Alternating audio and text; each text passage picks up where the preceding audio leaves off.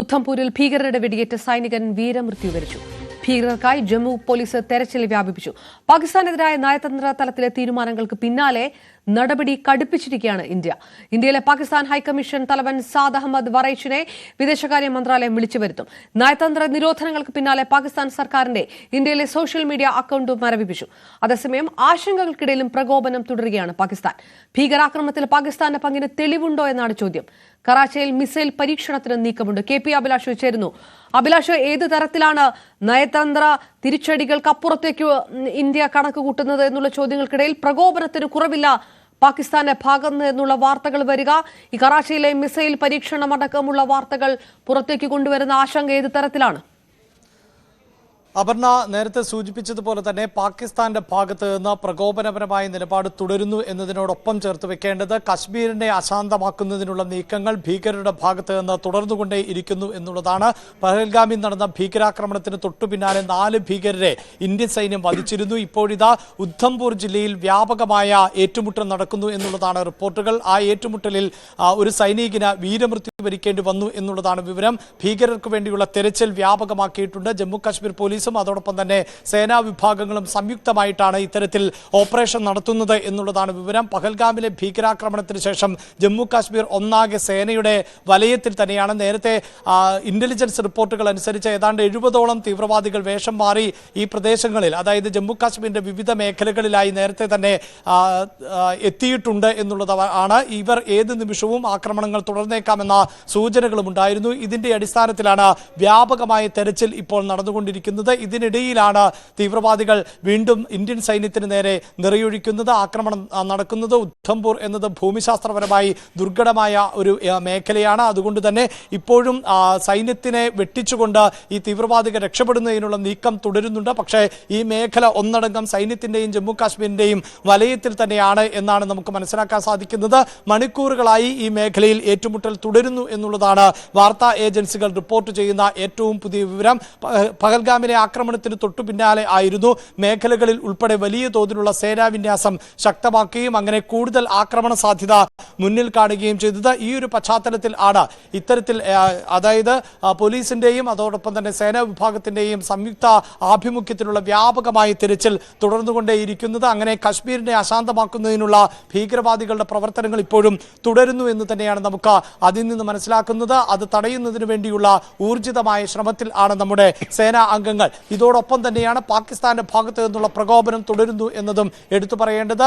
ആശങ്കകളെ തുടർന്ന് പാകിസ്ഥാൻ അടിയന്തരമായി സുരക്ഷാ സമിതിയുടെ യോഗം വിളിച്ചു ചേർത്തിരുന്നു. ഇതിന് തൊട്ടു പിന്നാലെ ഇപ്പോൾ പാക് ഉപപ്രധാനമന്ത്രിയുടെ ചോദ്യമായി ഉയരുന്നത് പഹൽഗാം ആക്രമണത്തിന് പിന്നിൽ പാകിസ്ഥാൻ എന്ന് ഇന്ത്യ എന്തുകൊണ്ട് പറയുന്നു എന്നുള്ളതാണ്. ഇന്ത്യക്ക് ഇതുമായി ബന്ധപ്പെട്ട ഏതെങ്കിലും തരത്തിലുള്ള തെളിവുകൾ ഉണ്ടോ എന്നതാണ്. ഇന്ന് രാവിലെ മുതൽ നമ്മൾ ഈ വാർത്ത റിപ്പോർട്ട് ചെയ്യുമ്പോൾ ആവർത്തിച്ച് വ്യക്തമാക്കുന്ന ഒന്നായിരുന്നു എന്തുകൊണ്ട് ഇന്ത്യ സൈനികമായി തിരിച്ചടിക്കുന്നില്ല എന്നുള്ളത്.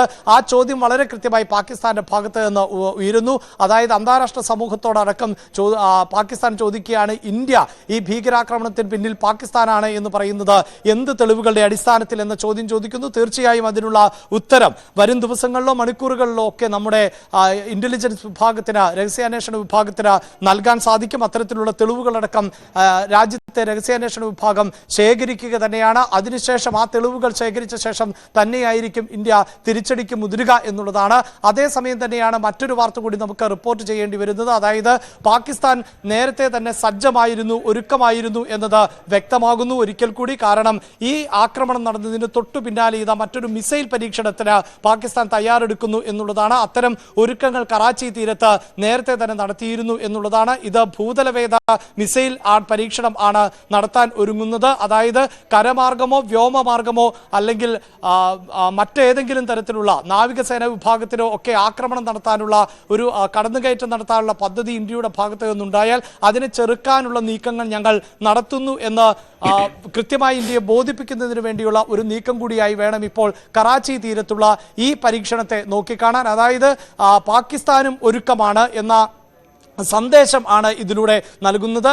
ഇന്ത്യ ഇത് നേരത്തെ തന്നെ പ്രതീക്ഷിച്ചതാണ്. നമ്മൾ ഇക്കാര്യം നേരത്തെയുള്ള വാർത്തകളിലും റിപ്പോർട്ട് ചെയ്തതാണ്. അതായത് പഹൽഗാമിലെ ഭീകര ആക്രമണം എന്നത് പാകിസ്ഥാന്റെ അറിവോടെ ഒത്താശയോടുകൂടി തന്നെ നടന്ന ഒന്നാണ്. ഏതാണ്ട് 4 മാസങ്ങൾക്ക് മുമ്പ് തന്നെ പാകിസ്ഥാൻ സൈന്യം ഇതിനു വേണ്ടിയുള്ള ഒരുക്കങ്ങൾ ആരംഭിച്ചിരുന്നു എന്നുള്ളതാണ്. തീവ്രവാദ പ്രവർത്തനങ്ങൾക്ക് ഇന്ത്യയിലേക്ക് അവരെ അയക്കുന്നതിന് മുമ്പ് കൃത്യമായ പരിശീലനം നൽകിയിരുന്നു സൈന്യം എന്നുള്ളതാണ്. അതോടൊപ്പം തന്നെ കരമാർഗം ഏതെങ്കിലും തരത്തിലുള്ള ആക്രമണമോ പ്രതിരോധമോ ഇന്ത്യയുടെ ഭാഗത്ത് നിന്നുണ്ടായാൽ അതിനെ ചെറുക്കുന്നതിന് വേണ്ടിയുള്ള സംവിധാനങ്ങൾ അടക്കം പാക് സൈന്യം നടത്തിയിരുന്നു എന്നാണ് നമുക്ക് വ്യക്തമാകുന്നത്. അതോടൊപ്പം തന്നെയാണ് കറാച്ചിയിലെ ഈ മിസൈൽ പരീക്ഷണത്തെയും നമ്മൾ നോക്കിക്കാണേണ്ടത്. ഏത് തരത്തിലും, അതായത് കര, നാവിക, വ്യോമസേന വിഭാഗങ്ങൾ ഏതെങ്കിലും തരത്തിലുള്ള തിരിച്ചടിക്ക് മുതിർന്നാൽ അതിനെ ചെറുക്കും എന്ന സന്ദേശം ആണ് ഇതിലൂടെ പാകിസ്ഥാൻ നൽകുന്നത്. അതിൽ നിന്ന് തന്നെയാണ് അതായത് പാകിസ്ഥാൻ വളരെ കൃത്യമായി തയ്യാറെടുപ്പുകൾ നടത്തിയിരുന്നു. ഇങ്ങനെ ഒരു ആക്രമണത്തിന് പദ്ധതിയിടുമ്പോൾ ഈ ആക്രമണം ഇതാ നടക്കാൻ പോകുന്നു എന്ന് പാകിസ്ഥാൻ മുൻകൂട്ടി അറിയുകയും അതുപ്രകാരമുള്ള ഒരുക്കങ്ങൾ കൂടി നടത്തിയിരുന്നു എന്ന് വേണം ഇപ്പോൾ നമുക്ക് മനസ്സിലാക്കാൻ. മാത്രവുമല്ല, നേരത്തെ തന്നെ ഈ ആക്രമണം ഉണ്ടായതിന് തൊട്ടു പിന്നാലെ തന്നെ പാകിസ്ഥാൻ ഇതിൽ പങ്കില്ല എന്ന് പാക് സർക്കാർ വ്യക്തമാക്കിയിരുന്നതാണ്.